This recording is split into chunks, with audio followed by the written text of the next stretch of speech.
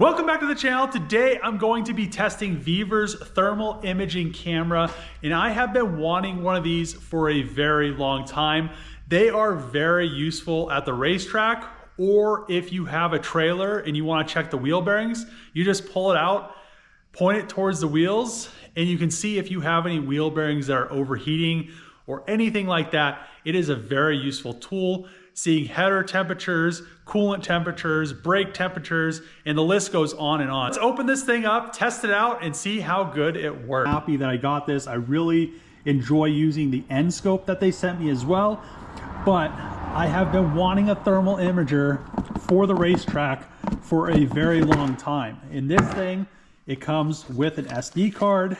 Don't need a big one because you can take pictures with this thing to just keep them on hand if you're doing, let's say you're doing laps with the track and you want to see and kind of keep track of your brake rotor temperatures, or if you swap brake rotors or pads, you can take a picture of the temperature, then you don't have to jot it down. You'll have pictures with a thermal imager.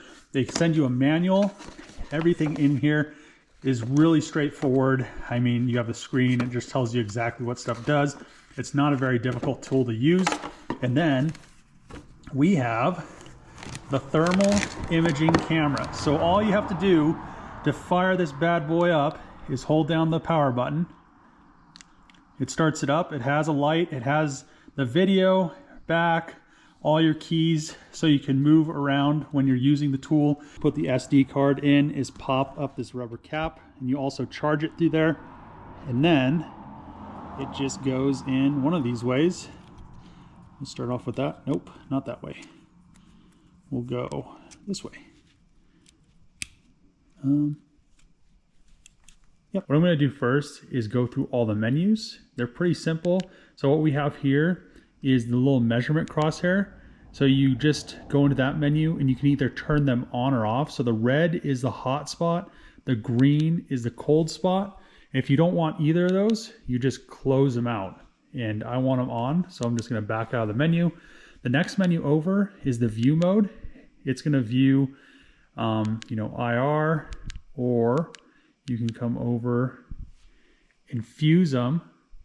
So you're getting like a image kind of over, and this is like a kind of like a picture-in-picture mode, but it's actually showing you color, which is kind of cool. And then this is just full camera and no IR sensor. And then this is the alignment. So I like it in the full mode because it just shows everything a lot nicer, because I want to use this as a thermal imager, and I could see, I could see stuff so much better with it on thermal imager mode instead of being on this like fuse mode. So I would recommend just leaving it in that. It comes in that mode, and then you go to the palette and you could do a bunch of different ones. You can go just black and white, and then lava. I don't like that. Rainbow. I don't know. I don't know if I like that. We have rainbow HC. Now, I think the best one is the one it comes in. I think it says iron, but I think it just looks a lot better, and it shows you the hot spots and the cold spots, because the cold spot is like black and the hottest spot is like super white. So or super like gold, or whatever you want to call it. So let's go back. Then you can come over to the settings. Then you can get into measurement parameters, and you can change all kinds of stuff if you want to, but I don't need to change anything. So right now you can change what the temperature is in your current setup or wherever you're located at. So let's say you're outside and it's 100 degrees. You can change the temperature, say, 100 degrees on here. So we'll put it back to, I'd probably say 75 right now, which is good. And this is the distance. You can change all this stuff, and you can also change the units. So you can do temperature scale, which is next, and that goes from -3 to 302, or you can go even higher And you want to be in the correct temperature scale, because if you're not, it could mess up the IR sensor. And then you could have an alert if you want it, which I don't really need it. The photo setting, photo autosave, you can have that on, and that's just when you pull this trigger right here, it automatically saves the picture. So I'll leave that on. Then you can come in here, since we're in the United States, you can change the temperature units to F, which I've already done, or you could do Kelvin, or you can do C if you're in like Canada or Australia or China or Germany or wherever else in the rest of the world other than the United States. But yeah, and then we could do date and time. I've already set that up. Then you could do your languages, brightness. It could auto power off. Then you could go to the system settings, format, factory reset. So it's all pretty simple. And then you could also do photos and videos. So to get a video, let me see if I can get this right. So to get a video, I think I need to press that and press the trigger. Nope, that's a photo. So let's press it again. No, now it's loading images. Let's see. Maybe you hold this button down and press it, and it gets you. No, where's it at? That's another JPEG.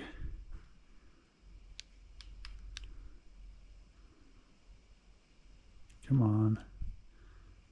Move this over.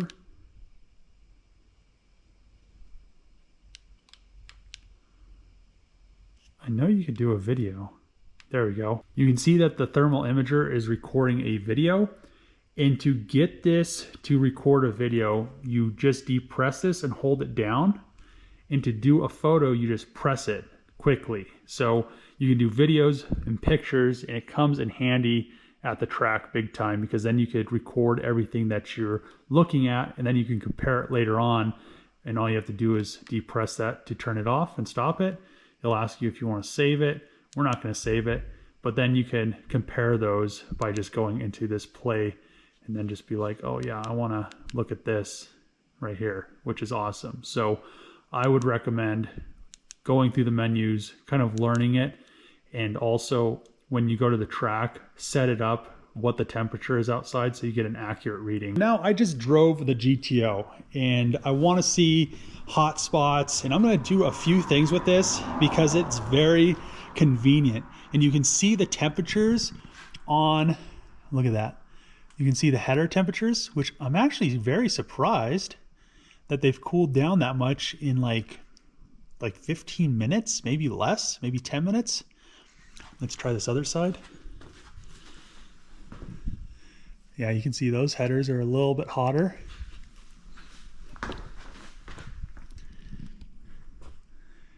But they're not bad. Look at that. After like 10, 15 minutes, they're only at like 118 degrees. I wouldn't trust touching those. I kinda. But back there, the heads are like 160-ish degrees. I mean, still not bad. Valve covers, 127. Let's see the intake. Not bad. In the 80s, 60s. The radiator, you can see. Look at that.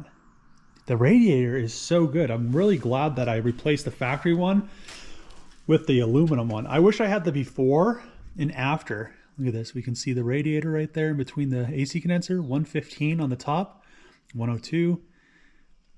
Look at that. This is awesome. You can see all the front of the head, and it kind of tracks hot spots right there, and it adjusts the kind of the gauge on the side from the coldest thing that's seen, which the green one is, and the red little like crosshairs is the hottest thing it's seeing. So now we can go to the wheels and brakes, and the rotors are not bad. Oh, you can see that header down there. I'm like, what is that hot spot down there? The header, 117. You can see the rotor is 80, 88. Caliper, 74. Man, this thing's awesome. I have really wanted one of these for a very long time. This is just great because then you can see everything. And the back tire, why does that back tire look so hot?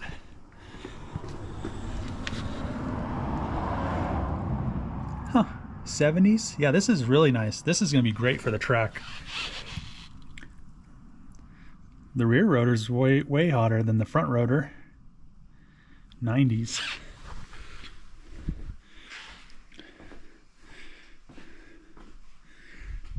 So the cool thing is it adjusts the scale as you move around.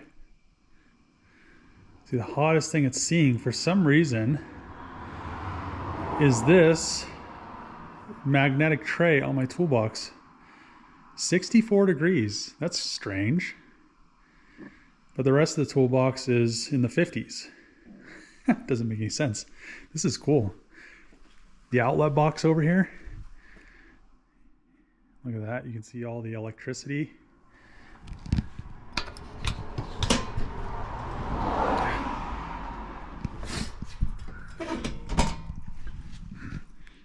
You can see all the stuff that's being used because it's warm. This is cool. I've already said this many times now, but so cool to be able to see. So what you're gonna do is say I want to take a picture. Let's say I'm at the track. This isn't supercharged, but I want to change something on my supercharger, like a thermal space or anything like that, and you want to take a picture. And it records video. I didn't even know it recorded video. Look at that. So it's recording a video. This is even way better now. Look at that. You can see the radiator hose right there. So, and then you just pull the button to stop it. And now you have a video of that. That's cool. And then you have the flashlight, I believe. Yeah, there's a flashlight. That's really cool. Then you turn the flashlight off. Oh, and then you can put if you want to save it, or if you don't want to save it, I'll save it. Let's saved. Look at that. And then if you want to do a picture, I think maybe it only does video. I thought it did pictures. So then you just go, oh, no, I don't want to delete it. So you go, and then it shows you the video of it. This is cool. This is really cool. So I'm really excited to finally have a thermal imager, and I am going to be using that a ton at the track. I'm going to put a link in the description for those Vevor thermal imagers. I thought it worked exceptionally well.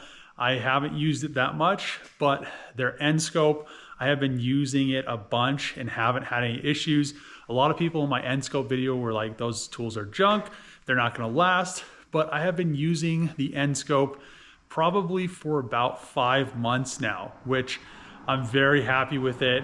It showed me that the Ranger had a drop valve, very easy to use. And the same thing with this thermal imager. I don't think I'm gonna have any issues with it, but it's a very useful tool, especially if you're gonna be doing stuff at the track, or if you're trying to find something like a bad bearing or something that doesn't have a thermocouple, but you wanna know if you have a bearing failure. Trailer wheels or trailer bearings are gonna be exceptionally easy to just pull that camera out, check the temps of the bearings, and it'll just be a real like cut and dry, you'll be able to see it very easily. So I'm gonna end the video here. If you like these videos, make sure to click the subscribe button, thumbs up, throw a comment below. As always, see you guys next time.